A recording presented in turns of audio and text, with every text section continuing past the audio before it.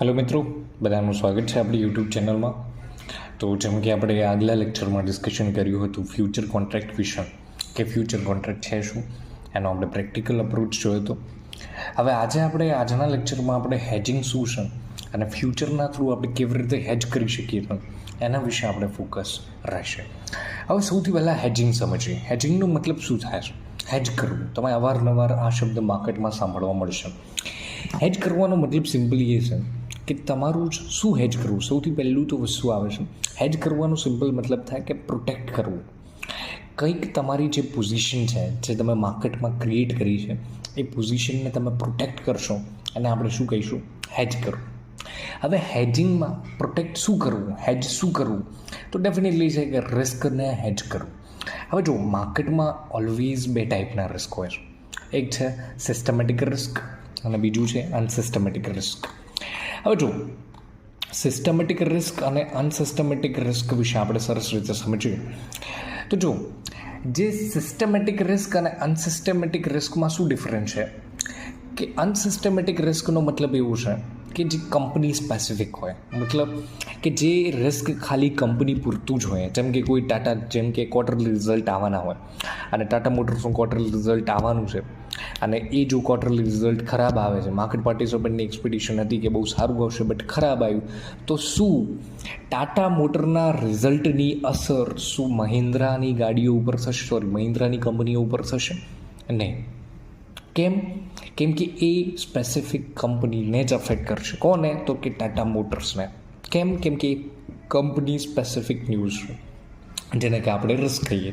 Risk મતલબ simple એવું છે કે જ્યારે તમે અપસાઇડની પોઝિશન લઈને બેઠા છો, તમારી એક્સપેક્ટેશન છે કે માર્કેટ અપવર્ડની ડાયરેક્શનમાં મૂવમેન્ટ કરશે, બટ માર્કેટ એવું નથી કરતું, તમારી અગેન્સ્ટ મૂવમેન્ટ કરી દે છે. તો આને આપણે શું કહીશું? રિસ્ક કહીશું, યાની કે ડાયરેક્શનલ રિસ્ક. યાની કે તમે જે સાઈડ પોઝિશન બનાવી છે એની વિરુદ્ધ દિશા, કાઉન્ટર રિસ્ક જેને આપણે કહી શકીએ, બરાબર. તો અનસિસ્ટમેટિક રિસ્કનો મતલબ છે કે જે રિસ્ક સ્પેસિફિક કંપની રિલેટેડ હોય, એનાથી બાકીના કોઈ અનધર કંપનીને અફેક્ટ થશે નહીં, એને અનસિસ્ટમેટિક રિસ્ક.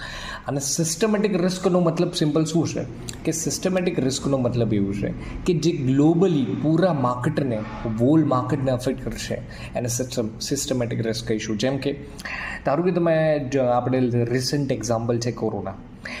કોરોનામાં શું હતું કે પૂરું સ્ટોક માર્કેટ ક્રેશ થયું હતું.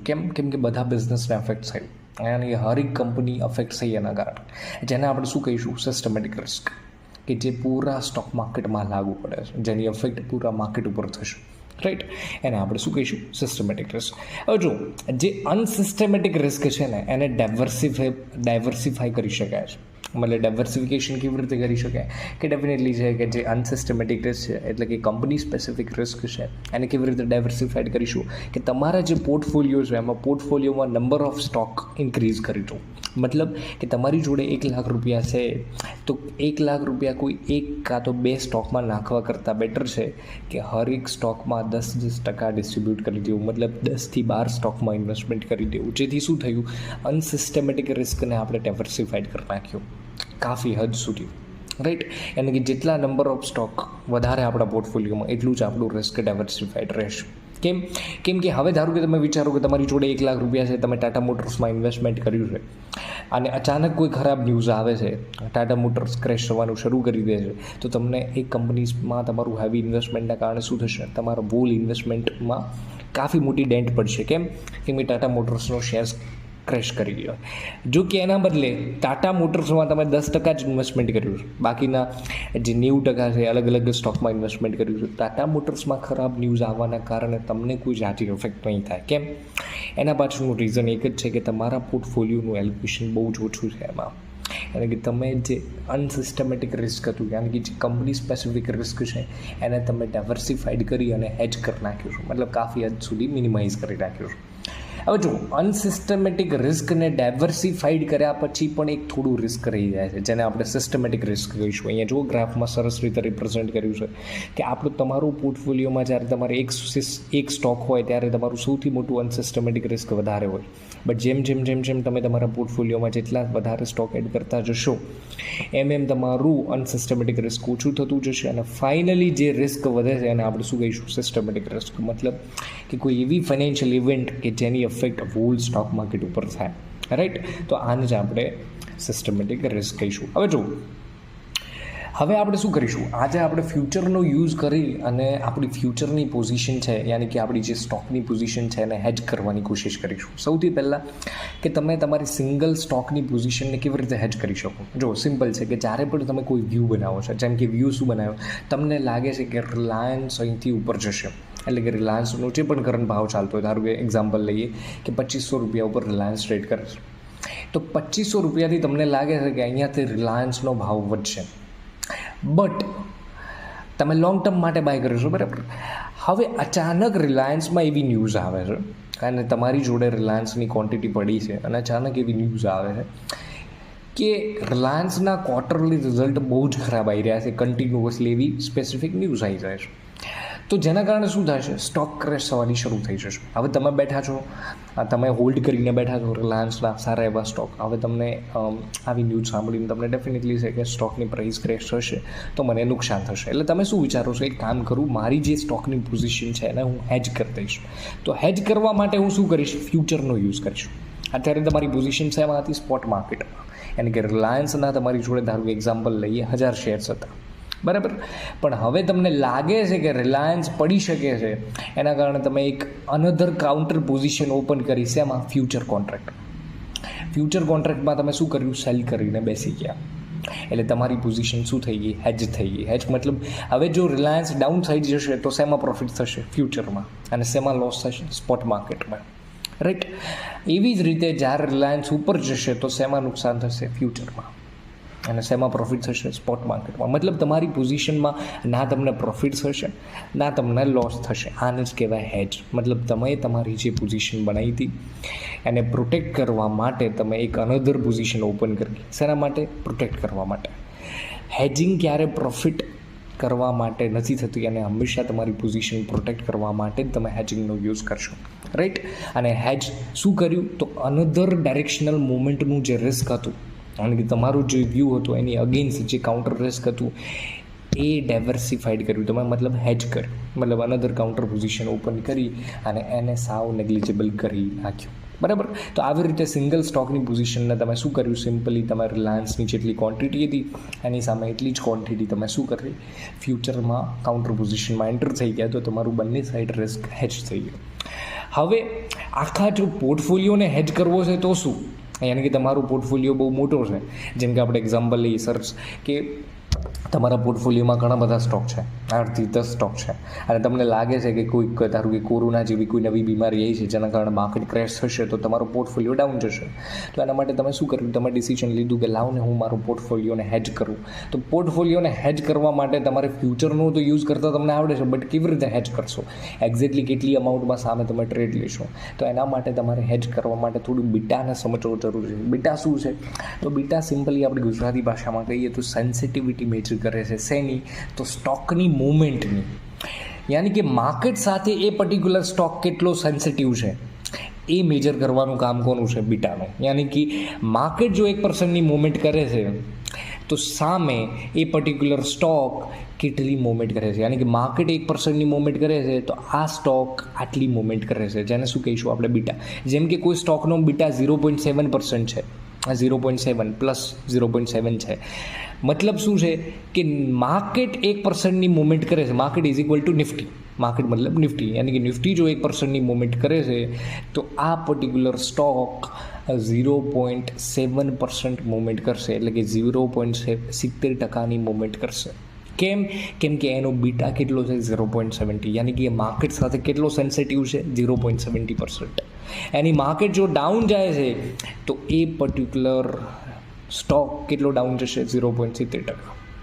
રાઈટ, એને આપણે બીટા કહીશું. બીટા શું છે તો 0થી તમને 1ની વચ્ચે જોવા મળશે, 1ની ઉપર પણ જોવા મળશે, ઘણાના બીટા તમને નેગેટિવ પણ જોવા મળશે. યાની ઘણા સ્ટોકનો બીટા શું હશે? નેગેટિવ હશે. ઘણા સ્ટોકનો બીટા શું છે? 1ની ઉપર હશે. યાની કે માર્કેટનો આપણે કેવી રીતે માર્કેટ, ધારો કે માર્કેટ 1%ની મૂવમેન્ટ કરે છે, કોઈ સ્ટોકનો બીટા 1.20 છે, બરાબર, પ્લસ 1.20, મતલબ કે માર્કેટ 1%ની મૂવમેન્ટ કરશે તો આ પર્ટિક્યુલર સ્ટોક 1.20%ની મૂવમેન્ટ કરશે, યાની કે માર્કેટ કરતાં પણ વધારે. કેમ કે હાઈ બીટા વેલ્યુ છે એની, યાની કે વધારે સેન્સિટિવ છે માર્કેટ કરતાં પણ, રાઈટ. યાની કે બીટા શું મેજર કરે છે? સેન્સિટિવિટી. શેની સાથે? માર્કેટ સાથે. એટલે માર્કેટ આટલા % મૂવમેન્ટ કરે છે તો આ સ્ટોક પણ એટલા % મૂવમેન્ટ કરશે. એ તમે બીટાના બેઝ ઉપર જજ કરી શકો છો. જો અહીંયા તમે જુઓ નેગેટિવ બીટા મતલબ શું છે કે અપોઝિટ ડાયરેક્શન, મતલબ કોઈ સ્ટોક છે એનું નેગેટિવ બીટા છે 0.5 છે, મતલબ શું છે કે કોઈ માર્કેટ જ્યારે 1%ની અપવર્ડ ડાયરેક્શનમાં મૂવમેન્ટ કરશે તો એ 0.50% અગેન્સ્ટ ડાયરેક્શનમાં મૂવમેન્ટ કરશે. કેમ કે એનું નેગેટિવ બીટા છે. જ્યારે 0 હોય, જનરલી 0 બીટાવાળા સ્ટોક તમને જોવા નથી મળતા, બટ 0 મતલબ શું છે કે એને માર્કેટની મૂવમેન્ટ સાથે કોઈ લેવા દેવા નથી, એનું કોઈ જ રિલેશન નથી સ્ટોકની સાથે, ઇન્ડેક્સની સાથે, યાની કે માર્કેટ સાથે. અને 0થી ઓછું અને 0થી 1ની વચ્ચે હોય એટલે કે 0.5, 0.6 એ પોઝિટિવ ડેલ્ટા છે, રાઈટ. અને 1ની ઉપર હોય એને શું કહીશું આપણે? કે હાઈ બીટા સ્ટોક છે, બરાબર. હવે ધારો કે અહીંયા એક્ઝામ્પલ લઈએ કે તમારા પોર્ટફોલિયોમાં આટલા બધા સ્ટોક છે અને કેવી રીતે તમે હેજ કરશો. જો તમે ગૂગલ ઉપર લખશો ને, હરેક સ્ટોકનો તમને બીટા મળી જશે. એટલે બીટા તમારે એક્સેલ શીટમાં કેલ્ક્યુલેટ કરવાની જરૂર નથી. જસ્ટ તમારા સ્ટોકનો પોર્ટફોલિયો, જેમ કે અહીંયા ઇમેજિન કરો કે તમારી જોડે આટલા બધા નંબર ઓફ પોઝિશન ઓપન છે અને હરેક સ્ટોકનો બીટા સામે લખ્યો છે અને હરેક સ્ટોકમાં તમે કેટલું ઇન્વેસ્ટમેન્ટ કર્યું છે, ઇન્વેસ્ટમેન્ટની વેલ્યુ લખી છે. કુલ ટોટલ તમારું ઇન્વેસ્ટમેન્ટ છે 8 લાખ રૂપિયા. હવે જો આખા પોર્ટફોલિયોને હેજ કરવા માટે સૌથી પહેલું તમારે પોર્ટફોલિયોનો બીટા કેલ્ક્યુલેટ કરવો પડશે. અને પોર્ટફોલિયોનો બીટા કેલ્ક્યુલેટ કરવા માટે સૌથી પ્રથમ તમારે હરેક સ્ટોકનો વેટેજ બીટા કેલ્ક્યુલેટ કરવો પડશે. વેટેજ બીટા મતલબ હરેક પર્ટિક્યુલર સ્ટોકમાં તમે કેટલું ઇન્વેસ્ટમેન્ટ કર્યું છે, તમારા કુલ ટોટલ નંબર ઓફ ઇન્વેસ્ટમેન્ટમાં કેટલા % હોલ્ડિંગ છે એ પર્ટિક્યુલર સ્ટોકમાં, અને ઇન્ટુ સ્ટોકના બીટા સાથે કરશો એટલે તમને મળી જશે. જેમ કે અહીંયા જો કે 30,000 રૂપિયા ઇન્વેસ્ટમેન્ટ કરેલા છે 8 લાખ રૂપિયાના, 8 લાખના 30% મતલબ 3% ઇન્વેસ્ટમેન્ટ છે 3.80%, રાઈટ. એની ઓલમોસ્ટ અરાઉન્ડ 4%નું વેટેજ છે એ પોર્ટફોલિયોમાં. તો બસ વેટેજ વેટેજ પોર્ટફોલિયો કેલ્ક્યુલેટ કરવા માટે સૌથી પહેલાં વેટેજ બીટા કેલ્ક્યુલેટ કરી લો. અને કેવી રીતે મળશે તો કે સૌથી પહેલાં પોર્ટફોલિયોમાં કેટલું વેટેજ છે ઇન્ટુ એનો જેટલો બીટા છે એ બંનેના ગુણાકાર કરશો, આનો અને આનો, એટલે તમને વેટેજ બીટા મળી જશે. અને એક વખત આવી રીતે હરેક સ્ટોકનો વેટેજ બીટા મળશે એટલે ફાઇનલી તમે પોર્ટફોલિયોનો બીટા મળશે. પોર્ટફોલિયોનો બીટા તમને કેટલો મળ્યો તો 1.22, યાની કે 1.20ની અરાઉન્ડ. મતલબ કે જ્યારે માર્કેટ 1%ની મૂવમેન્ટ કરશે ત્યારે તમારું પોર્ટફોલિયો 1.20%ની મૂવમેન્ટ કરશે. યાની કે જો માર્કેટ ક્રેશ થયું તો 1.20% જેટલું તમારું પોર્ટફોલિયો ક્રેશ થશે. એ શું છે? પોઝિટિવ પોર્ટફોલિયો છે, મતલબ પોઝિટિવ પોર્ટફોલિયો બીટા છે, યાની કે માર્કેટ સાથે કોરિલેશન છે. જો નેગેટિવ હોત તો શું કે માર્કેટ અપોઝિટ ડાયરેક્શનમાં, રાઈટ. હવે તમારે હેજ વેલ્યુ કેલ્ક્યુલેટ કરવાની છે, મતલબ કેટલી વેલ્યુ આપણે હેજ કરીશું. સૌથી પહેલું જે પોર્ટફોલિયો જે વેટેજ આપણો બીટા કેલ્ક્યુલેટ થયો છે પોર્ટફોલિયોનો બીટા, આ ગુણ્યા જે તમારું ઇન્વેસ્ટમેન્ટ છે, જેમ કે અહીંયા લખેલું જ છે, તો એ કરશો એટલે તમને ખબર પડશે કે હેજ વેલ્યુ મતલબ 9,78,000નો કોન્ટ્રાક્ટ હેજ કરવાનું છે. હવે તમને કેવી રીતે ખબર કેટલા લોટની જરૂર છે, આ અમાઉન્ટમાં કેટલા લોટ આવશે? તો સિમ્પલી કે એક લોટ કેટલામાં આવે છે, તો અત્યારે જે ફ્યુચરનો ભાવ ચાલતો, મતલબ કે નિફ્ટીનો જે ભાવ ચાલતો અત્યારે કેટલો ભાવ ચાલે છે? 22,000, 23,000 ભાવ ચાલે. તો 23,000 ગુણ્યા 25, એ ટાઈમે જેમ કે અહીંયા એક્ઝામ્પલ લેવામાં આવ્યું છે ત્યારે શું છે કે 9,000 બીટા ચાલતો, નિફ્ટી ચાલતી હતી, તો 9,000 ગુણ્યા જે લોટ સાઇઝ હતી તો એના હિસાબથી એક લોટ તમને કેટલામાં પડશે? આટલામાં. તો તમારે 9,78,000 વેલ્યુના હેજ કરવાના છે, ભાગ્યા એક કોન્ટ્રાક્ટ કેટલાનો છે? આટલો. મતલબ કે 4.33 લોટ શોર્ટ કરવાનો છે. હવે તમને પણ ખબર છે કે ફ્યુચર એક સ્ટાન્ડર્ડ કોન્ટ્રાક્ટ છે, તો તમે 4.5 લોટ તો શોર્ટ કરી શકશો નહીં, એટલે તમે કાં તો 4 લોટ શોર્ટ કરો કાં તો 5 લોટ શોર્ટ કરો, રાઈટ. એટલે જેને કહેવાય છે જો અંડર હેજ્ડ, સ્લાઇટલી અંડર હેજ્ડ છે અને સ્લાઇટલી ઓવર હેજ છે. તો આ સિમ્પલ આવી રીતે તમારે સિમ્પલી હેજ કરવાનો છે પોર્ટફોલિયોનો, સિમ્પલ, રાઈટ. અને કેવી રીતે હેજ કરશો તો સિમ્પલ છે.